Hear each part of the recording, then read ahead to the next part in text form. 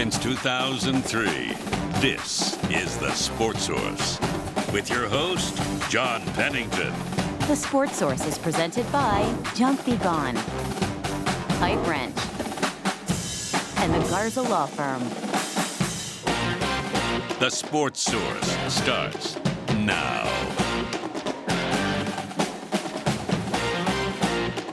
Good Sunday morning. Welcome into the Junk Be Gone studios for today's edition of the Sports Source. Congratulations to all the folks who just finished running the Knoxville Marathon. Congratulations to WATE for pulling off that coverage.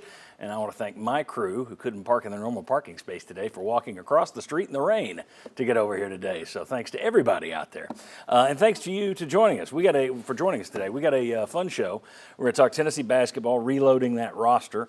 We're going to talk about what is it that keeps preventing Tennessee from breaking through that Elite Eight and reaching a Final Four?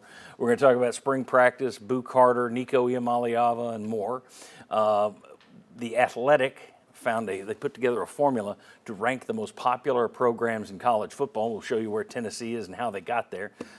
Whole lot to cover today. Let's get into it. First segment of this show brought to you by the same folks who brought you that big part of that race just now, the Garza Law Firm. Folks, I've always suggested that you find a local attorney when you're in need of one. They know the local justice system. They know the local prosecutors. They know the judges. And there's no better local attorney than Marcos Garza and the Garza Law Firm.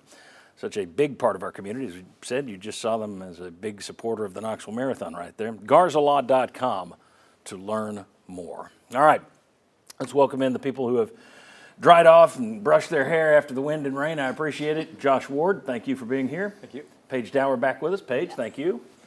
Tyler Ivins right there, and Ryan Callahan. Thanks to both of you guys, and we've still got Bob Hodge waiting in the wings.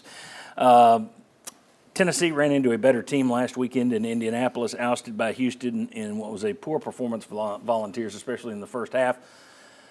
Though after what you saw from Houston last night, knocking Duke out of that thing and the comeback they put on, there's no shame in losing to Houston, obviously. That's a team that I believe I underestimated this time last Sunday. We'll get into the team and Rick Barnes a little bit later, his ceiling. But first, it's time to rebuild the roster. Let's talk about that, and let's take a look at the roster. As it stands today, J.P. Estrella, who missed most of last season, will be back as a power forward. Felix Okpara will be returning as your starting center. Cade Phillips will be back. Bishop Boswell will probably step into a bigger role next year. You have 3 incoming freshmen, a couple of 4-stars and a 3-star. And then the big get, Josh Ward, we'll start with you. The big get, Jacoby Gillespie. He'll be the point guard coming in. He led Maryland to a Sweet 16 berth this year. Thoughts on the Vols getting Gillespie? Thoughts on what they still need to do from here? It's terrific news to get Jacoby Gillespie. How much time have we spent the last few months talking about, oh my goodness, Tennessee has to replace Zakai Ziegler. Rick Barnes has reminded us they're going to have to replace Zakai Ziegler. So they did that by going out and getting the top priority for them, I believe, and Gillespie, a guy that's played at a high level in the Big Ten, went to the Sweet 16, as you mentioned, and then just checks boxes. When you think of what Zakai Ziegler does, running the offense, helping lead the defense, because that is a huge part of that position, what you can do with perimeter defense. Gillespie is well known for how tough he is on the defensive side. He can shoot from the outside. He really developed his shot when he went to Belmont, then to Maryland, and became a high-level outside shooter, which Tennessee needs, and that can be part of what we get to next. But then the experience as well. If you have to replace what Zakai Ziegler brought from a leadership standpoint, well, a guy that's played a lot of basketball against really good competition and will probably fit in and understands East Tennessee and what Tennessee basketball is all about coming from Greenville. He just, I think, checks every box in terms of what Tennessee needed at point guard. Paige? And I think kind of building off of that too, what you look to again in the game against Houston is they were outsized. And I think you could see that in the 30 points in the paint that Houston got. So I think what they're getting from the new guys, hopefully the rest of the way in the transfer portal, they get good size, maybe even out of their guards. I mean, they were shooting threes over the hand of Felix Okpara a couple of times. So I think if they can complement the skills that they've got from maybe their small forwards or shooting guards with size, I think that will help them maybe have those longer runs in the NCAA tournament. But I think size has to be a top priority for this team. They missed out on another guard. They wanted Isaac McNeely, who was at Virginia, and he wound up committing to Louisville. We'll see if Tennessee scrounges up NIL dollars and turns him around. You never know when any of this is done in this day and age, but they lose out on McNeely. In terms of needs, what are you looking at? You saw what's left on that roster. You got a lot of them. You got a lot of needs, and it looks like you're going to have a lot of young depth unless you go grab several guys out of the portal for this. I had concern about McNeely the second I heard that Pat Kelsey was in the mix because of the way they played at Virginia and compared to how Kelsey likes to play open floor at Louisville. The second I heard that McNeely was going to, as of right now, as you already mentioned, head of the Cardinals program, I thought getting Gillespie was an absolute must-have moment. Like, everybody stop what you're doing. We're getting on a plane. We're going to go get Gillespie. We're going to make sure we seal the deal, and they did just that. What Josh already, I'll cherry pick off that. The physicality, toughness. A lot of people are just asking, well, is he the new Zakai Ziegler? What exactly can we piece away from Zakai's game and take? Better three-point shooter. I think perhaps defensively Zakai gets the edge, but let's not get this mistaken. This guy is still very, very tough in a Big Ten where they like to be met at the timeline going, beat me to the rim. This is a solid get to get Gillespie back here to the state of Tennessee from his Belmont days. Yeah, really like that pickup. Now you need a backcourt partner for him. Bingo. That's the big thing. You got to have another, whether it's someone more like a Dalton Connect, more like a Chaz Lanier. You need somebody in that vein to be the go-to scorer for this team. And there will be other guards in the portal, even if they can't get back in on McNeely or anything like that. I mean, there are plenty of scorers out there. Just a matter of can you get one of the top ones, ideally, that would make this another potential Elite Eight team again next year. You've got to have a go-to scorer because this team has some nice pieces, but just not that go-to perimeter shooter that's going to carry a lot of the load in the scoring. And also, you need a small forward to go with it. You need a couple wings, probably, someone that can really shoot and give this team some offensive upside. Yeah, I mean, you're counting on 3 freshmen stepping in and playing some amount of role next year. I don't want to discount Rick Barnes. I trust him to rebuild the roster, but this is a little different from last year's rebuild. This is because, yes, you bring Okpara back, but this past year you had Meshack and Ziegler who had been in the program for years, guys who knew the defense in and out, knew the culture, knew what Rick Barnes wanted. They were able to pass that on to the other newcomers who walked in. You don't have that, so this is a little bit different rebuild than what we saw last year. On our radio show Monday, you referred to Zakai Ziegler and Jemai Meshack as the spine of the University of Tennessee. Maybe rearranging a little bit of the furniture pieces. This is drywall. This is roof. This will be the most difficult job, in my opinion, year 11 for Rick Barnes on having to build a roster to advance forward next year. And the thing is, part of it, I look at it, it's like, how are all these guys going to gel? But that's just an old way of thinking because you look at the NCAA tournament this year, and you got teams in the finals, teams in the Final Four, teams in the Elite Eight, who were thrown together last offseason. So the idea that you can't just that you need that culture. It's a question that pretty much everybody has to ask during the offseason. How will they all come together? Right. Yeah, and the culture thing has been such a big part for Rick Barnes. I may overstate it because we know how important it is for him. But is he going to be just like anybody else and not need the culture? Hey, I'll instill the culture when they get here, and I stomp on their necks and say we're going to practice like this. I'll get their culture where I need it to be. I just think it would help if you had a couple of 4-year veterans to help spread the word. Well, I don't know if it's necessarily about like implementing the culture. I think it's maybe more about chemistry on the court because you look to the postseason, even if you want to start with the conference tournament, and we're like, oh, Chaz Lanier, he's unlocked a new level, a different gear, and he really continued to highlight how we've only been together for less than a year, and I think we're just now kind of building that chemistry. We understand the screens that we want to set, and then you see that success. You even really saw it with Jordan Gainey coming off the bench in the postseason, how much he was able to turn it up a notch. So I think having all those new guys in goes more to production on the court, not so much culture, because I think they implement that right away very easy. There still needs to be additions, as we've touched on, but I do not want to make sure – I want to make sure I'm abundantly clear. Jacoby Gillespie would have taken over this Maryland team had he not had a lottery pick with Derek Queen that he was having to share. All the attention to Maryland was because it was to Derek Queen because of how talented he was. He hit the game-winning shot to send him to the Sweet 16. Jacoby Gillespie's going to come in here. He's going to step on necks. He's going to kind of enjoy the light being because I believe he's going to show up and be an immediate impact for Rick Barnes' program. It's just how much is Rick going to give him the opportunity to be able to shine and say, I know I've only been here 1 year. I want to be able to be the face of this program. You're going to be very impressed with what he brings to Knoxville. Well, he let him do that the last 2 times with DK and Chaz, so I think he'll welcome that. The key to me is finding some, as Paige said, some length but some offensive upside, some real offensive potential. Rick Barnes seems to have gotten the idea the last couple of years. He's still going to play good defense, but he's going to find guys who can shoot. The last couple of years have told us that, but he's got to continue doing that. You got to find guys that can knock down shots because that's what has allowed this team to become an Elite Eight team in the last 2 years. Without that, if they take a step back offensively, you're going to see some of that more grinded out type that fans love to watch. Well, and he said, and that I love to watch. He said last offseason this is going to be a better shooting team. It was, but only incrementally. I mean, they've gone up at 1 percentage point in their field goal percentage each of the last 2 years. And look at why it was that way. Need to take a jump. You had Chaz Lanier and Jordan Gainey that you got out of the transfer portal. You've got to get a couple shooters, I think, to take this team to a similar level. I think if Igor performed maybe the way he did earlier in the season, they certainly would have gone up a couple more notches. Yeah, his drop-off is one of the stories of the season because I think they counted on more, and I don't know where it went. Spin that with Darlin Stone to bar. I know, shoulda, woulda, coulda. Though Tennessee's playing in the Final Four. You just had some aggression. Yeah. All right, very good. When we come back, you can't break through to the Final Four, period. That's just that you can't do it. I don't know why they can't do it. We'll discuss why they can't do it. Is it Rick Barnes? Is it the team pressing? Is the team pressing for Rick Barnes? Why can't Tennessee get through the Elite Eight to the Final Four? That's next on the Sports Source. Welcome back in. This segment brought to you by A.G. Hines Company.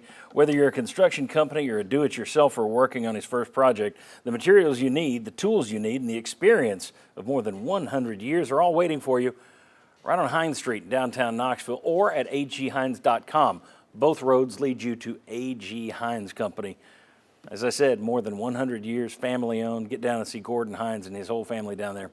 They will take good care of you. If you have a building project that you are looking at this spring, this summer, start it at A.G. Hines Company. Yep. They came out against Houston, and it was like, boy, these lights are brighter tonight than they were the other day. And I just wonder if that's, did they get tight trying to win for Barnes? Because they know if they don't, guys like us, Yeah. we'll be talking about it. People will be tweeting about it. It'll be on the message boards. Do you think they pressed a little bit? Zakai said afterwards, I wanted to win this for him. We wanted everyone to see how good of a coach he is, right? He said that. Meshack said that. So I think there's some portion of that that's true. I do wonder also, those players know no one's ever gotten past this from Tennessee. So for themselves, for Barnes, they're pressing all together. But I agree with your thesis that Tennessee was pressing and that they got shook. Meshack missing the free throws. Chaz Lanier short on the three-pointer. Zakai has to get benched early on because of the way that he was playing. I mean, that's not a thing that's happened before. No.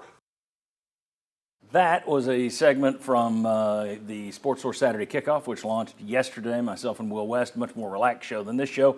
We cover a lot of stuff there. It's every Saturday at 11 a.m. Just yesterday, you would have heard a conversation about Barnes. You'd have heard a conversation about the Lady Vols. You heard 3 VFLs talking baseball. You had me and John Wilkerson and Mike Strange talking about favorite Vols ever. Where does Zakai Ziegler rank on that? It's a big show every Saturday, 11 a.m. Check it out, Sports Source Saturday Kickoff. All right, joined by Bob Hodge right here. Bob, you heard the start of that conversation, and we talked a little bit about this Monday on the radio with Tyler and Will.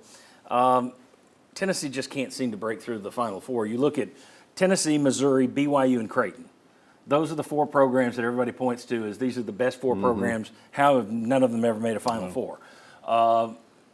In your opinion, could it be that this team gets to that level and they want to try so hard for Rick Barnes? They certainly say that. Are they pressing at that level because they looked spooked they looked shook compared to where they were against Kentucky? Or is it the fact that they just know the history? The team's never made it. So do we feel that, or is it just a fluke? I think I look at last year. Go back to the Purdue game, Zach Edey. I thought that one was fluky that you ran into a guy that was going to dominate the entire game. You know, I thought that the officiating, I don't ever blame officials most of the time, but I thought the officiating was a little odd. They let him get away with some stuff like standing in the lane for 17 seconds. Take that one aside, but then go back to 21, 22, 23, and now this year. The consistent thing in that is you do have a game where you just don't score. You don't score very well. And I think that comes from the fact that you do press a little bit.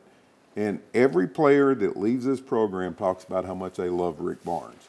And every player, a few years ago, we threw this out. The players press for Rick Barnes, and some people said, no, that's not it. No. They don't pay attention to that. I think that is a big part of it.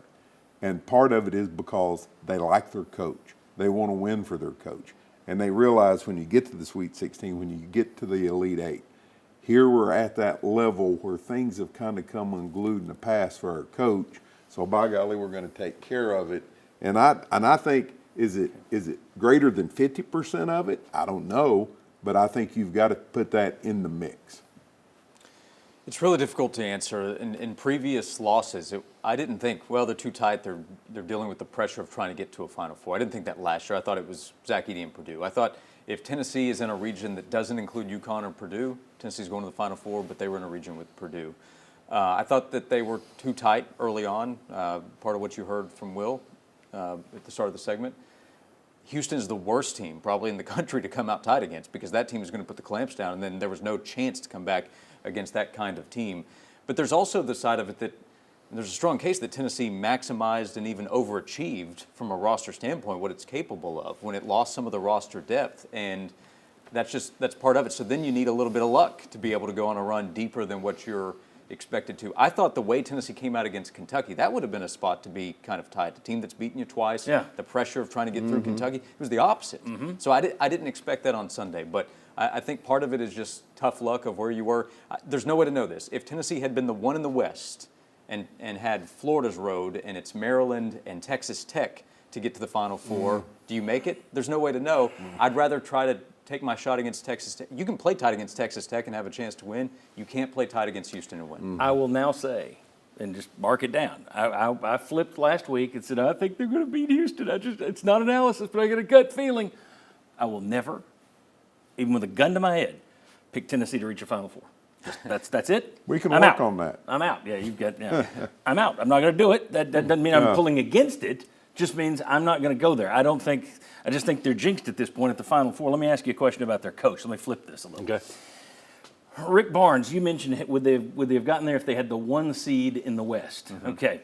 Rick Barnes has made 1 Final Four in his career. He was the 1 seed that year. Okay, he was the 1 seed. The last 3 years at Tennessee, he got you where you're supposed to go. Correct. You're a 4 seed, you go out in the Sweet 16. It's projected. You're a 2 seed each of the last 2 years. Both times you lose in the Elite 8 to a 1 seed. In his entire career, in his tournament history, 29 tournaments, I believe, I went back and looked. He has 1 win over a higher seeded team. In 2002, 6 seed Texas beat 3 seed Mississippi State. That is an unbelievable number. He's a tremendous coach.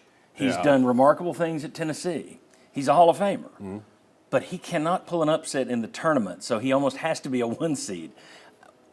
Give me an explanation for why a guy as good as Rick Barnes in all those tournaments has 1 time when he beat a better seed. It's a large sample size. It's not just like it's just a 4 or 5 game stretch. Much to which Josh has already touched on, this is kind of hard to answer. But what I would dictate is the reason why the last couple of years, and Bob and Josh have already hit on it. You ran into Edey. They didn't know how to officiate him, some of the other issues.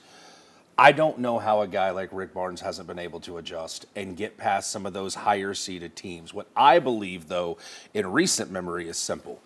During the regular season, you can lose 1 game out of a 6-game stretch, and we're on the radio, or you guys are on here Sundays going, you've won 5 of your last 6, it looks good. In the NCAA tournament, you get 1 boo-boo and you're done. I just don't know if Rick Barnes is as streakiest as a coach where you can build a 27-6, 25-8 resume, get into the NCAA tournament. It's, you're a 4 seed, you're a 3 seed. And also in today's age, we've only seen one team be able to successfully say, let's put defense first, we'll rely on somebody to hit a big shot, and that'll carry us over the level, and that was Virginia. I just think today, because of the lack of the scoring, and I think because of those 7-8-minute droughts, Duke got bit by it last night in the most crucial point of the game against All these Houston. teams have them. Tennessee had fewer droughts than a lot of teams out there. People don't buy that because they watch Tennessee and they think, we always have these droughts. Everybody does. If you look at the numbers, you had fewer droughts than most teams out there, by far. And I think because we're so hyper-focused on Tennessee, I think it's a combination of a lot of things. Well, okay, go ahead. I was just going to say real quick, go to another sport. Johnny Majors, he and his teams tightened up against Alabama. That's just all you can say. They did. Phil Fulmer and his teams tightened up against Florida. When you had superior football teams, you lost games to teams that you were better than because you coached tight. Now, Ohio State against Michigan this season, best team in the country against Michigan. So I think that plays a role in it as well. Does the coach in the big moment change something, or does his demeanor in the locker room give off something? I can't get over the fact that you would think another team would just fall down on themselves and Yes. flub something, kick it out of bounds at the inopportune moment, and you would pull the upset.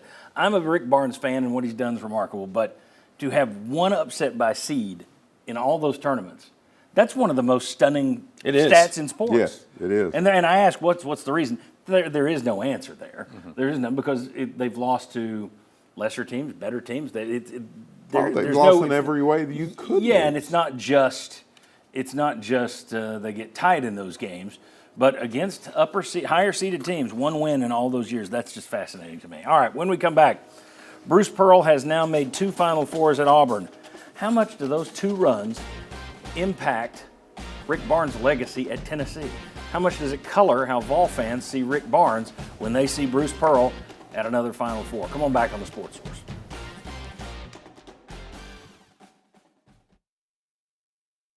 Welcome back into the Sports Source. The segment brought to you by Uncle Jim's River Cove Campground.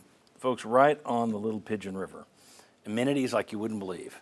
Whether you want to just camp out, take the tent and the family and go, or if you are into the RV thing.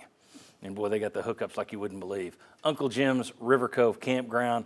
Look them up online, rivercovecampground.com. You will find the best spot in the Smokies in terms of camping, but you better book now for spring, summer, and fall. Book ahead. Be smart. All right. I want to give you the poll question for today, and here it is. How do you feel about Bruce Pearl and Rick Barnes? You got 4 options. Pearl is much better. Pearl brings baggage. Barnes is better. Barnes can't win the big one. All right, so right now, Pearl brings baggage as the leader. Take your smartphone, click it at the QR code right beneath the Heartside Bank logo, and tell us how you feel. You get 4 options, so we're mixing it up a little. So you got a pro-Pearl, an anti-Pearl, a pro-Barnes, and anti-Barnes. That's a good question. Tell us what you think. Well, I may ask you guys what you take here. But Bruce Pearl has reached 2 Final Fours, lost yesterday to Florida, which takes a little of the edge off this question. But he has made the Final Four twice now at Auburn. And you get the Bruce Pearl people who are constantly just sitting and waiting for Barnes to strike out. And it's like, aha, Bruce. How much do you think the Pearl Final Four runs impacts the way Tennessee fans view Rick Barnes' success? Because if you didn't have Pearl down there, this is the greatest run in UT history. But with Pearl down there making 2 runs to the Final Four, people go, he's no Pearl. Does it impact it, Josh? I think it does for some.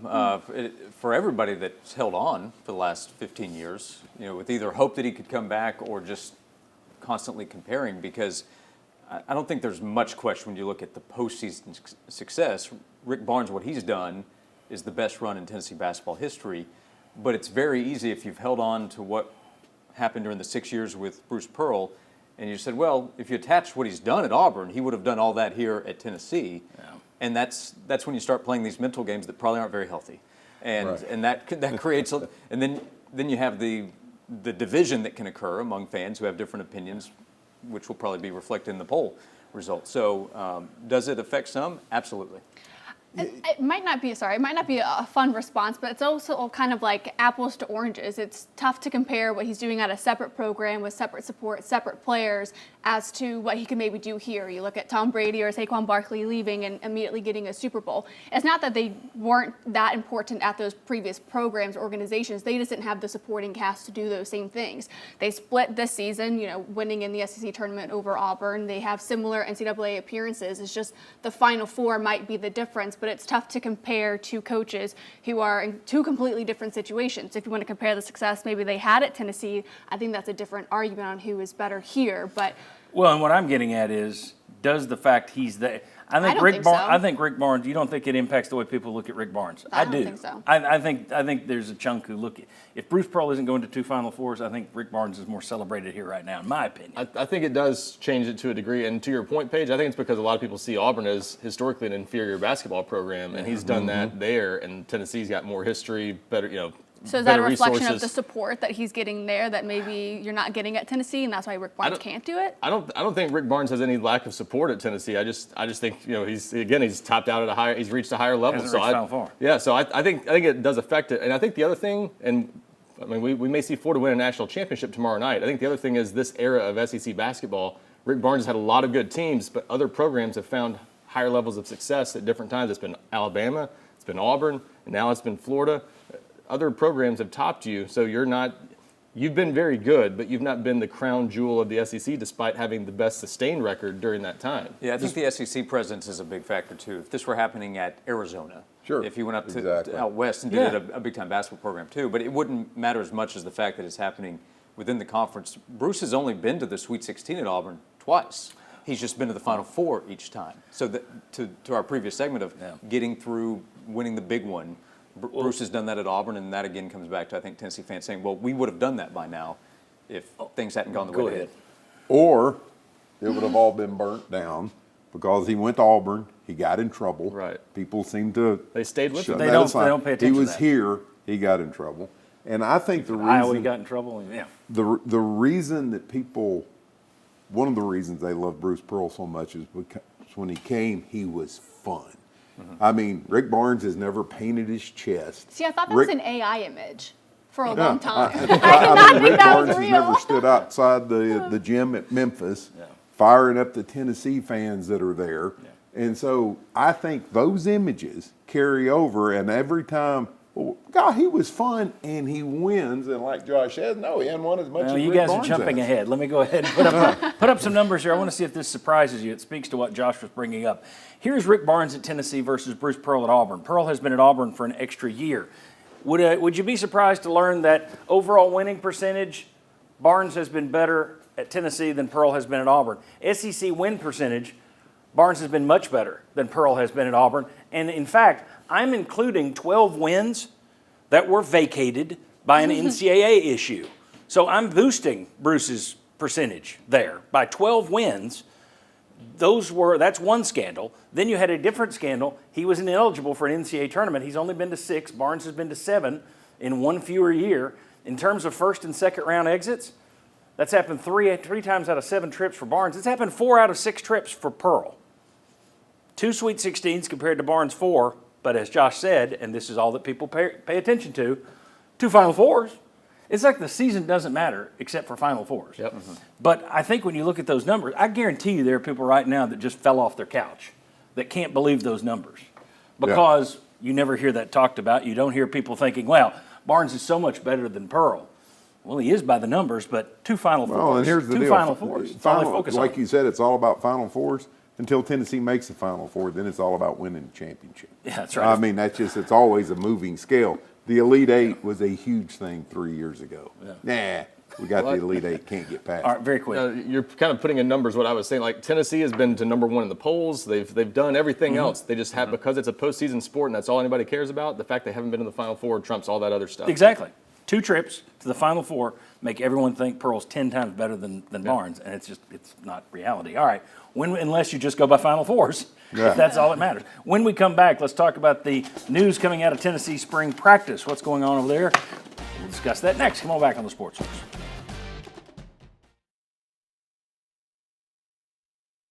Welcome back to the Sports Source. This segment brought to you by Southeast Termite and Pest Control. Carpenter bees will soon be back, folks. No, don't take the tennis racket to them. That's too difficult. What you need to do is call Southeast Termite and Pest Control. If you don't get the treatment, then they're going to be burrowing into the wood and timber and siding of your home to construct their nests. They'll weaken the structural wood, and they'll leave holes and stains on building surfaces. Call Southeast Termite and Pest Control. Get rid of those critters. Nobody likes carpenter bees. They're troublesome. They cost you money in the end. SoutheastTermite.com to learn more about how they handle carpenter bees. All right, back with Bob, Tyler, Ryan. Ryan, I'm going to start with you in this segment. Just going to throw you some questions. You can go from there. Tyler and Bob can react.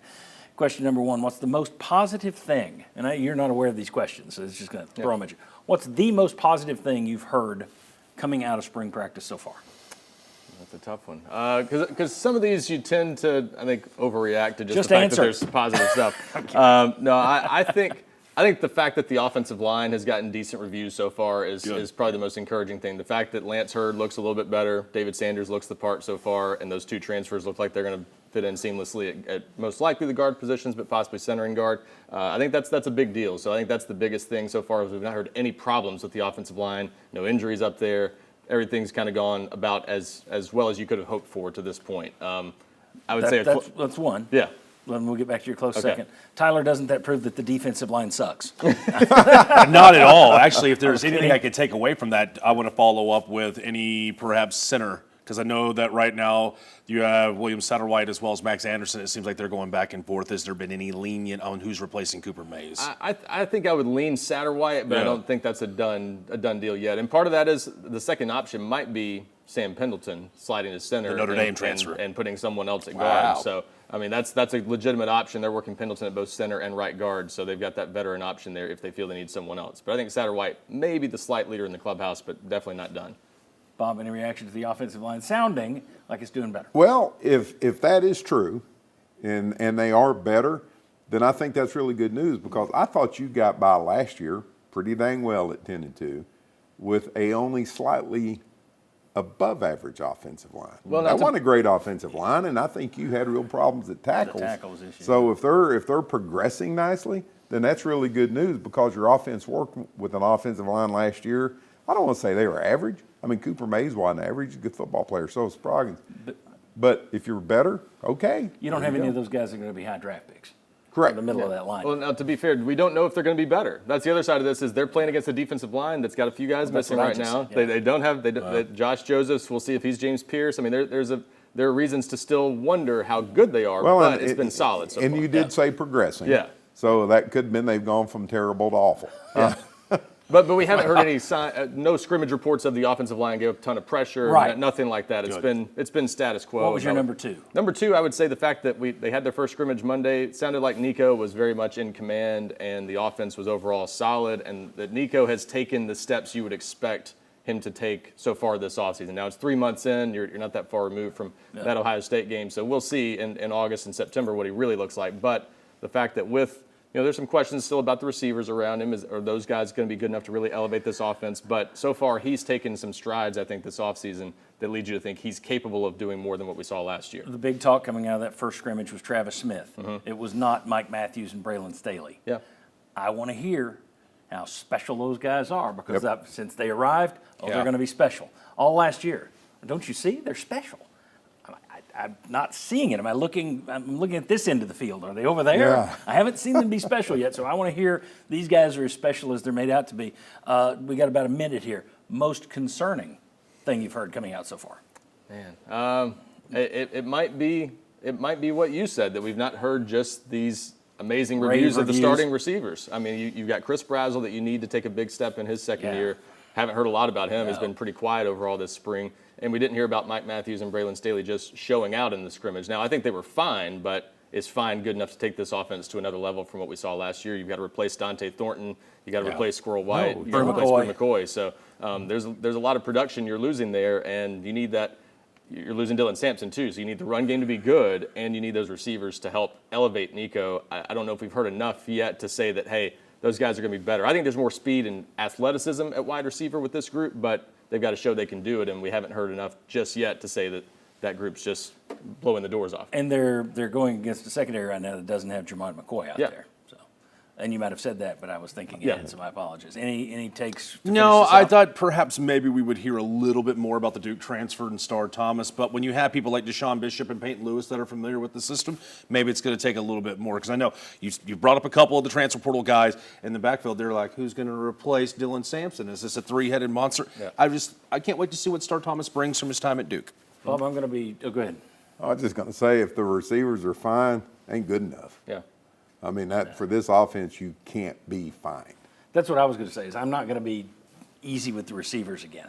For two straight years, we've been waiting for. Oh no, they're okay. Let's see. Well, and also in the scrimmage, didn't the offense have trouble scoring? They scored. I think there was one score from the first team offense. It wasn't an overwhelmingly good day, but it was a solid day. And we don't know how many drives they got. There's so much you don't know when we're not. Well, and what the rules were, and this, that, and the other. We're doing situational stuff, but overall. Solid day, but not overwhelmingly good. Yeah, I mean, technically, they could work on red zone all night, not tell you and say, we had 8 touchdowns. Right. Yeah, because they were all from 10 yards. The other downs, negative story, Miles Kitselman's injury is a big deal. I mean, massive. We talked about that last week, and that continues to be huge. When you're talking about your football team and the word fine comes up, I don't like that. Yeah.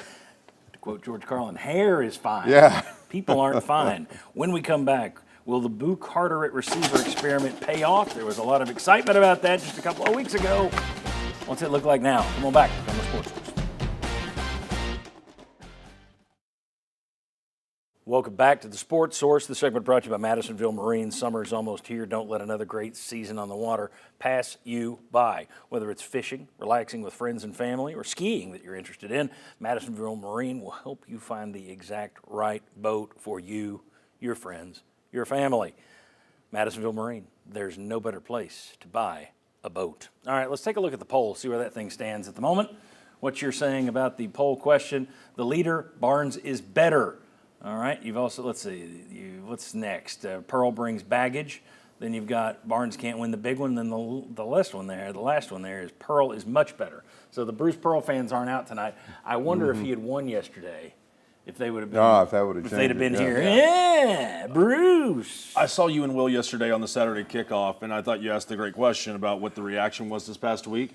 It was almost sympathetic. It wasn't just shaking at the guardrails trying to say, where's our Final Four? It was almost like, dang it. You know what? You'll get there one of these days, buddy, and a little slap on the rear end. I really thought there'd be more pitchforks and torches, and there wasn't. Interesting. Well, go ahead, get your smartphone, click the QR code, tell us how you feel. You got 4 options. Let us know which one best meets your needs. All right. Last season ended, and the word came out that Boo Carter wanted to play a little receiver.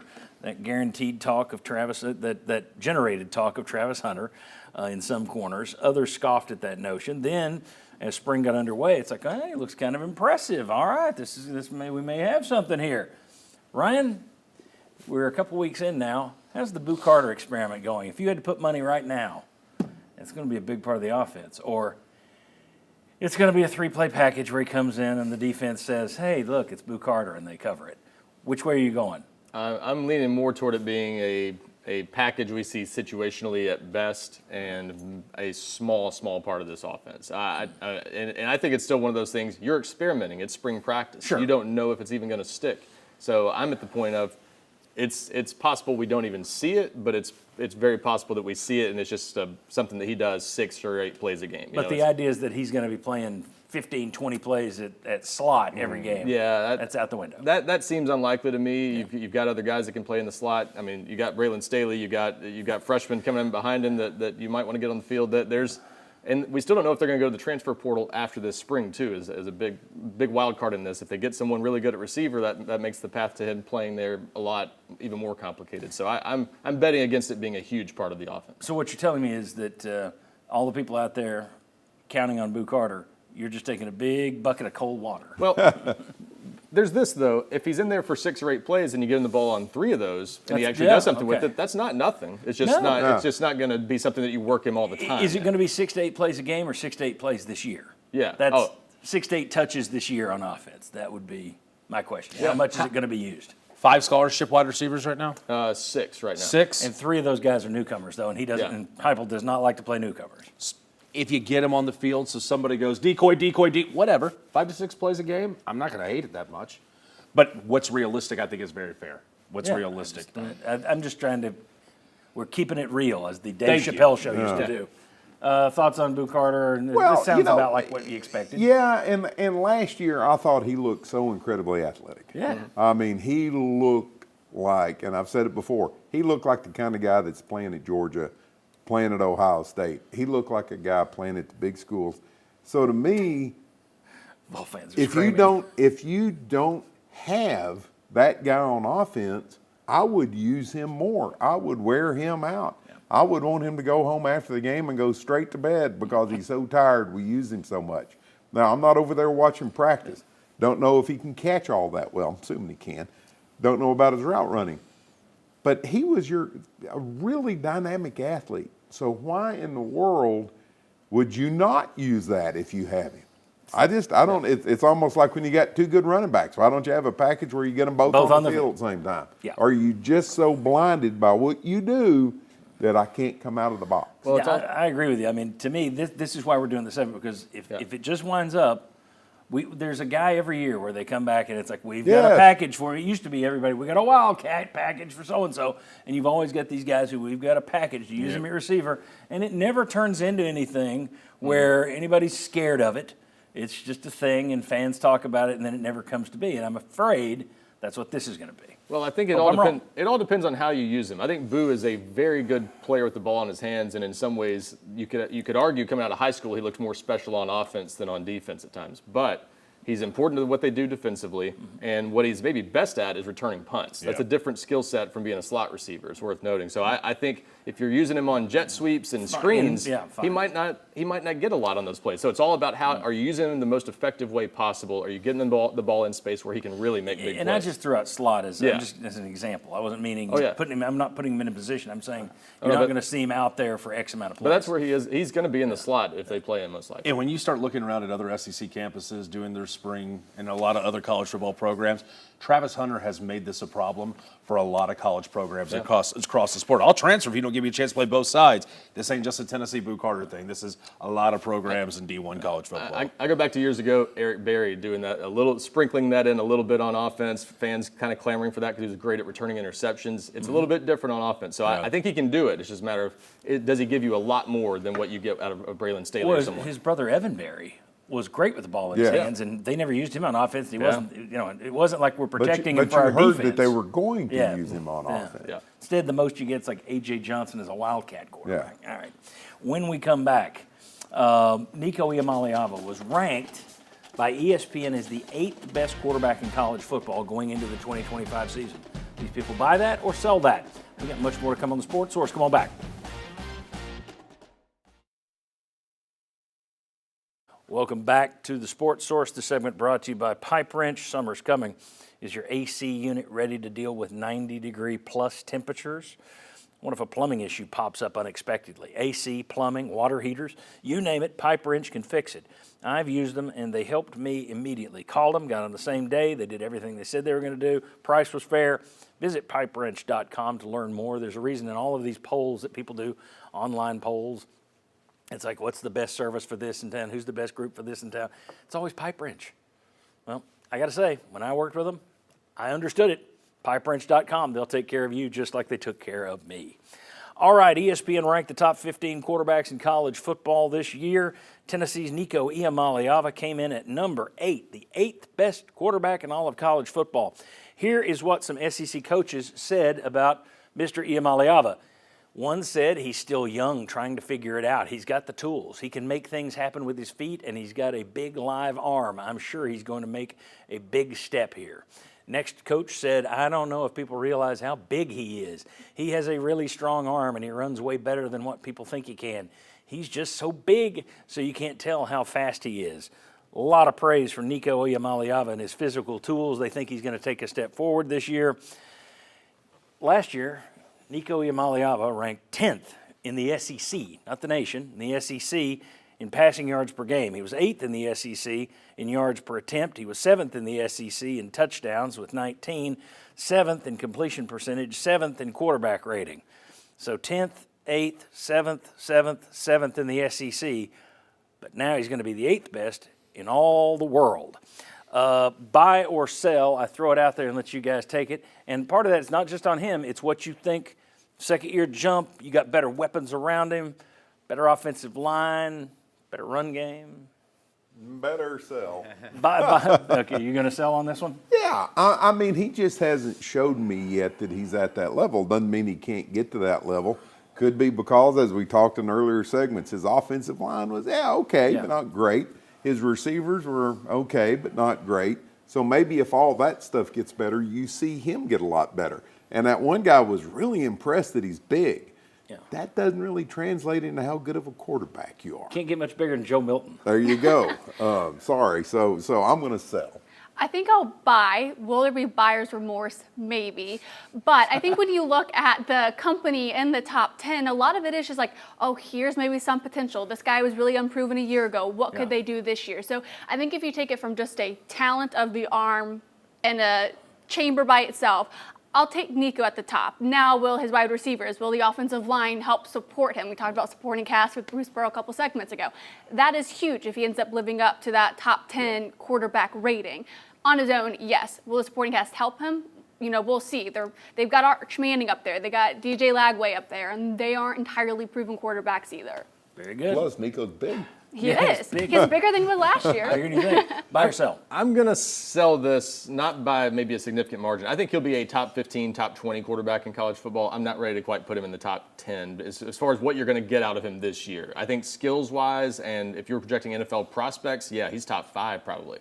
But that ceiling doesn't mean he's going to reach it in terms of production this year that Tennessee's going to get out of him. So I'll sell it, and it's partly because of the surrounding cast. I've still got questions about how good they're going to be at receiver, how dynamic this offense is going to be overall, and he's got to elevate it himself, and that's a big step to take. I suspect he'll take a step forward, but I don't know that the guys around him are going to allow him to take a huge step forward. Are you going to buy this or sell this? Yeah, so I'm selling largely because of those reasons. It's as much because of what's around Nico and the questions there as with Nico. On the show here in the last couple weeks, I said I think Nico will be a better quarterback. He had a good season this past year, maybe not as good as he hoped and a lot of people hoped this past year, but the talent is all there. A lot of that list is potential because DJ Lagway is right behind, I think at number 10, and Arch is actually ahead of Nico in a lot of lists, not this one though. So much of it is potential. All of that is there for Nico.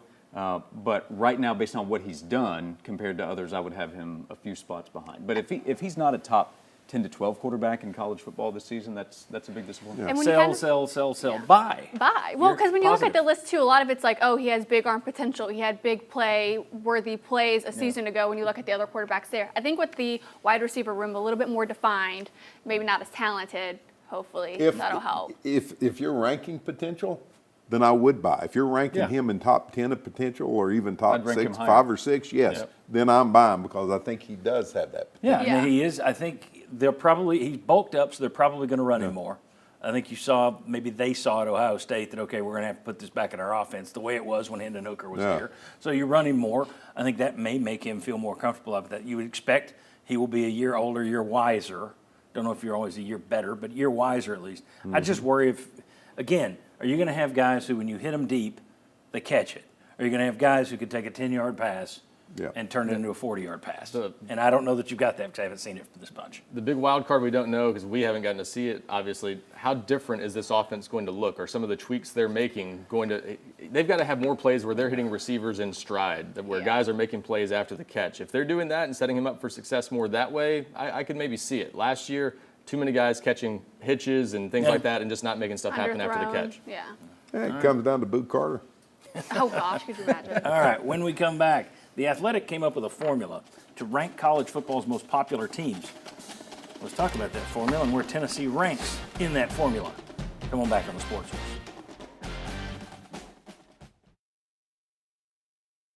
Welcome back to the Sports Source. This segment brought to you by Safety Systems. Whether it's the most advanced home automation system that you're looking for or a state-of-the-art security system for your home or your business, PFL J.J. Surlis and his team can take good care of you.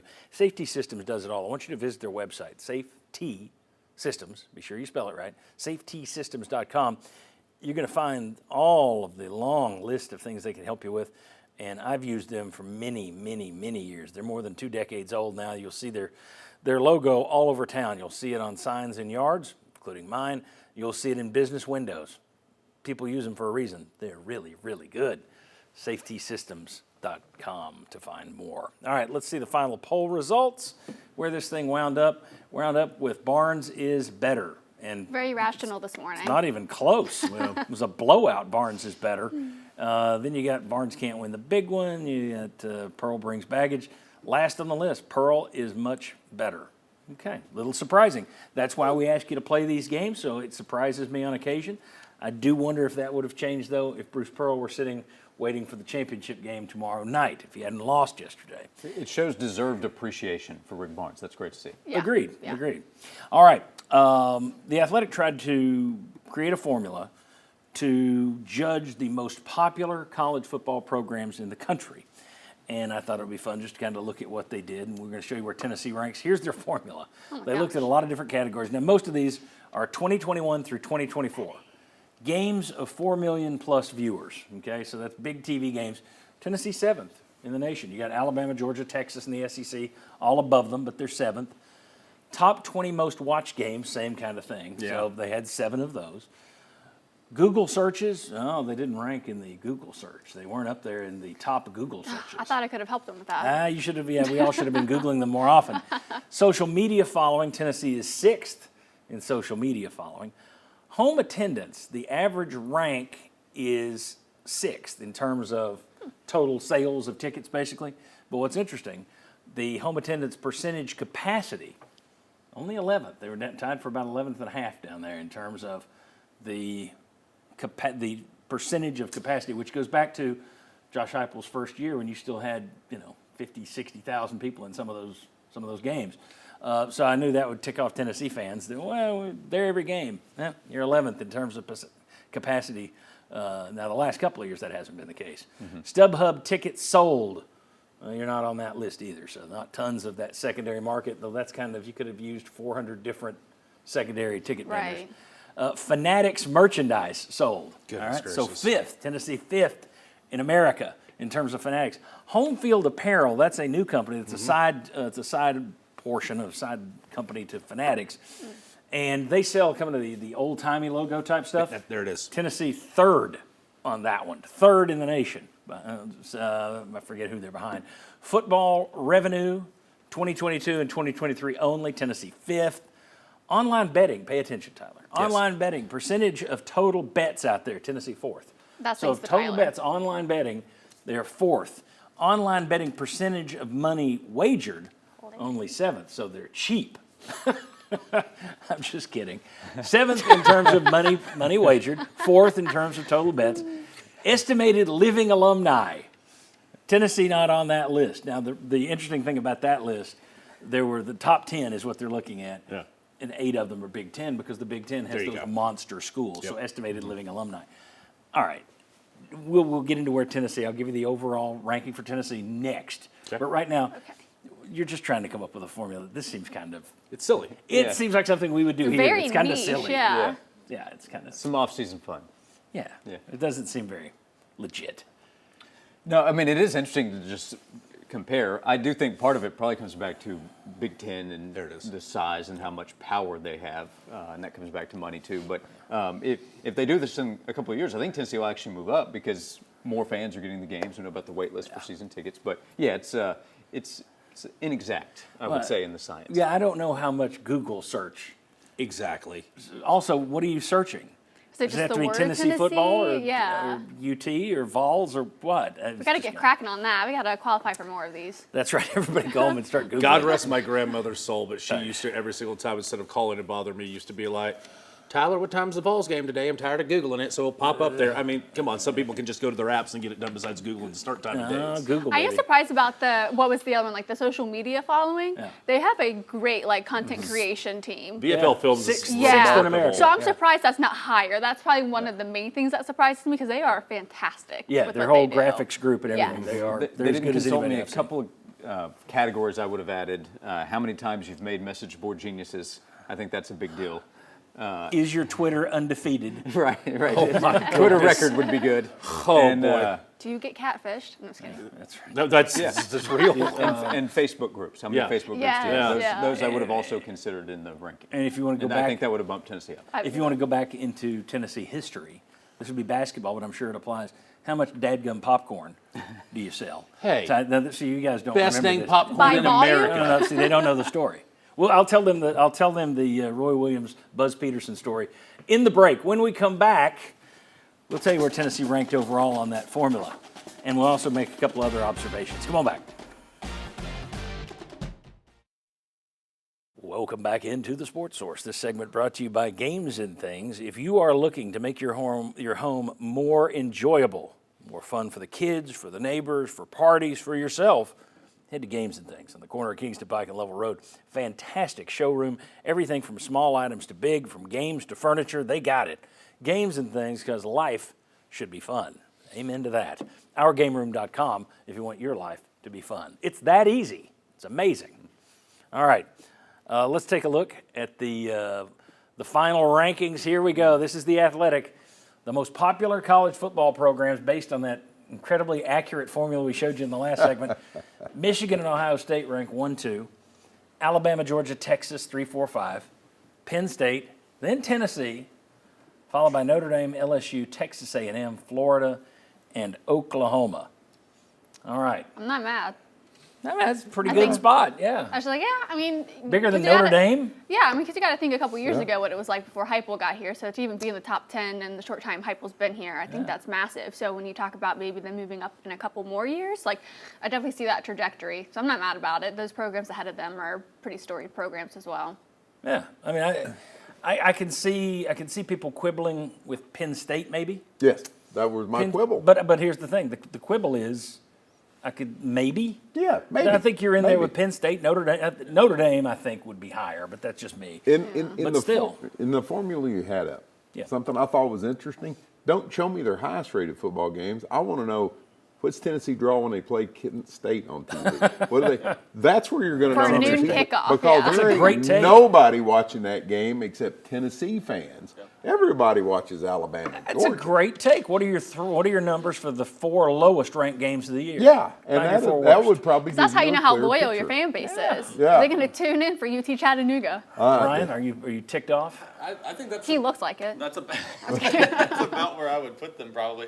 My bigger quibble would be at the top. I'm not sure about Michigan as number one. That's a little suspect to me, but I mean no. The biggest stadium in the country. Yeah, I mean, and that's probably where part of it comes from, the alumni Yes. base. Recent all that national stuff. championship Yeah. would have increased all those Right. other numbers too. I don't know. I think some people would probably say that more SEC teams should be in your top 5, but they're all in that top 12. So I think it's about right. And I think it's interesting who's missing. Well, that's what I was here. I was going to say, see if this goes with yours. 8 of the top 12 are SEC, 3 for the Big 10 plus Notre Dame. Right. No ACC, no Big 12. So, no Clemson, no Florida State, who are both, Right. they've given up now, but they were trying to get out of the ACC because Yeah. they're so valuable. No North Carolina, who the Big 10 and the SEC supposedly covet so desperately. None of those are in there. So I thought that was kind of interesting. Is that what you were going to say? Well, I was also going to say none of the old Pac 12 or yep. 15 or 14. Yeah. But the name that really stands out there is Nebraska. Think about that. I mean, Nebraska was the name in college football for a long time. Yeah, but I feel like unless you're really tuned into college football, like how much do you casually hear anyone really talking about Nebraska? Yeah. I think even for Clemson, unless you want to go back to like the 2010s, 16s, like Yep. they haven't been All the that way back. relevant. Yeah, so But that just tells you how far they've fallen. The Nebraska Sure. thing is interesting because in terms of popularity, remember they've got a sellout streak that I think that goes back to the 60s. Yeah. And they've been worse than you are. Yeah. They've been worse than Tennessee has. I mean, remember, Tennessee beat them a bowl game in Nashville, and Vol fans yawned. In a time when Tennessee should have been happy to win any bowl game, and we're like, it's just Nebraska. aren't That's they how the far program the- that canceled the meeting with Tennessee, Nebraska, and Tennessee Yes. football? Yeah. So they're going to go a little further down. I think. Yeah, I think if you. but their fan base, they show up for their games, so Yeah. I'm a little surprised they weren't on there. Yeah, I mean, that's the one that stands out to me because just, when I was growing up, which has been a couple of weeks, Nebraska, Oklahoma, How much Google You know. searching did you do when you were? Probably a lot. my first Google search, hadn't done one yet. It's because you're Yahoo. DuckDuckGo or Bing or something. All right. I think the fact that Tennessee's ahead of, again, Notre Dame, but LSU too, I think Yeah. that's showing Tennessee quite a bit of respect. And Texas A&M, which is I think. Yeah, that's another one. I think Texas A&M, I've said this from the beginning, I think Texas A&M should have been the SEC 50 years ago. They should have been the SEC all along because they're crazy. That is a weird, the cheerleader stuff, the yell leaders, all Yeah. the standing, all that stuff. That's a perfect weirdo SEC. Nice. We are nuts kind of a fan base. So for them to be in the top 10, I think it makes sense. Florida only 11th, Yeah. which I wonder if you go back to 2008 or Right. the 90s, would they have been higher? It's very recency bias. Yeah, with and this where poll, would Tennessee be if you went to 98 and looked at this? So, Yeah. All right, very good. Ryan, Bob, thanks for coming in today. Thank I you. appreciate it, especially walking in the rain. Hopefully it's not pouring out there as you go to your cars right now. And now I've Ryan's tipped. going to come get me at the door. There you go. And we'll be back with Tyler and Josh. We got plenty to cover in this last segment. We got rapid fire questions coming up. Lady Vols, Vol Baseball, Vol Network. Come on back.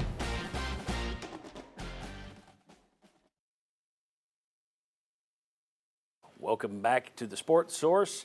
We got more Sports Source content for you. We're adding stuff every week. It's insane. At least that's what my doctors tell me. You're killing yourself. Sports Source Saturday kickoff. That is Saturdays 11 a.m. right here on WATE. Then you've got this show, Sundays at 11 a.m. Of course, that's 90 minutes every Sunday. And then every day of the week for free on YouTube, it's the Sports Source Digital Network. And that's Lady Vols stuff. Paige does that. We got Tyler does the sports gambling stuff where you've been killing it. We've got baseball. We got a hardball show there with 3 VFLs talking UT baseball. Lots of stuff for you at the Sports Source Digital Network. Check it out on YouTube. Don't cost nothing. All right. Rapid fire here, so we're going to need quick answers. So like 30 to 60 seconds top. Paige Dower, Kim Caldwell was given a 1-year extension for her first year Sweet 16 run. No word on what the raise is, though it's reported she will get a raise with it. Was a raise necessary after year 1? Absolutely, especially when you look at the recruiting classes coming in. If you watch the McDonald's All-American for the high school players last week and what the Paldos and what they're doing, I think it's brilliant. The people that they're going to maybe get out of the transfer portal, I think the contract extension through the 2029 season is great. I love it. I think the ceiling is so high for that team. I love the returners that they have coming back with like Z Spearman in them. Great post present. So really excited about what the Lady Vols can do. So you're just for throwing money around. Hey, I mean, why here's not? the thing. She's got You need it, yeah. She's got a clause. She wins the national championship. She's the highest paid coach in basketball. And I got no problem with a 1-year rollover. I just think it's interesting you're already giving a raise. Not saying she's not worth it. I just think it's interesting. I think they overachieved, to be honest, in your first year. You know, disagree. you're a team that missed out on the Sweet 16 a year ago. The year prior, maybe a little embarrassed in the Sweet 16. I think you lost to Virginia Tech. So I think what they were able to do with all those new players, yeah. Okay. Josh, the UT baseball team threw another no-hitter the other night in the opener against Texas A&M, the team that they beat for the World Series championship last year. Then yesterday they lost both ends of a doubleheader. Is it time to panic? Yes, it was a good run, but It's over. no. Every once in a while, you need something like that. You don't want to get your teeth kicked in, as was described afterward. But they weren't going to roll through and sweep every series in the SEC. A&M's got a talented roster, too. Yeah, Tennessee has already proven what it's capable of. They'll have to work on some things after yesterday. Yeah, A&M got off to a slow start this year, but you wonder if this won't be the kickstart to a good back half of the season. They do have talent, as you say. They were the preseason number 1 Right. ranked team, and as you already pointed out, maybe the Schlossnagel effect. Jim Schlossnagel, remember, was the coach that left for Texas a day after Tennessee beat him in Omaha. Perhaps it just took a little extra time for them to get together. That was not your question. Dang Now it. that's 8 seconds gone. Yeah. Tyler, who you got Monday night in San Antonio? Florida's a 1-point favorite over Houston. I know. Here's the problem. I know. Technically, you have Duke. Yeah. I sat on this program last week and said, oh, I feel it. I'm going to take Tennessee to beat Houston because of the gut. Yeah. Right now, Houston's playing the best basketball in the world. I'm still going to take Florida because Florida's who I had second. I thought we were going to have a Duke-Florida national championship game, so I'll take the guy who's pulling the silver medal right now. But right now, I'll say the same thing I said last week, and it's the kiss of death. There's no team playing better basketball than Duke and Tennessee. There's no better team playing better basketball right now than Kelvin Sampson and the Houston Cougars. That was impressive last night. Was it impressive, or was that Duke just absolutely just soiling themselves? How many times have they done that this year? Give the credit to Houston. Touche. I mean, A especially lot of after, teams would lay down in that spot. yes, too, to come back, not they Houston. 25-8 at the end. I think they put Duke didn't score for about 7 or 8 minutes. One of those long droughts that everybody just Yeah, puts like on 10 Tennessee. minutes from the field, yeah. Yeah, so it was an unbelievable comeback, and that defense is just mean. I mean, we talked about Tennessee's defense. That Houston team plays some defense. Yeah, All that's right. what I was talking about size earlier in the show. Houston has it. Also want to say congratulations to former Vol Ramon Foster, who is joining the Vol Network broadcast team on Tennessee football. Mike Keith, of course, going to be the new play-by-play guy, and his color analyst will be Ramon Foster. He follows in the footsteps of Bill Anderson, Tim Priest, Pat Ryan, Fuad Reveiz in the Spanish language broadcast. There aren't many VFLs who've done those color broadcast jobs. Congratulations to him. Of course, Brent Hubb's still going to be a part of the team. And, of course, Jason Swain, your partner on radio, is still going to be a part of the team. But a cool addition to Tennessee, another VFL in the broadcast booth. Paige Dower, Josh Ward, Tyler Ivins. Thanks to all of you for walking in the rain today. I appreciate it. Thanks to our crew here at WATE. Thanks to our sponsors. Thanks to you. See you on the Sports Source Digital Network and on the Sports Source Saturday Kickoff next week. Bye.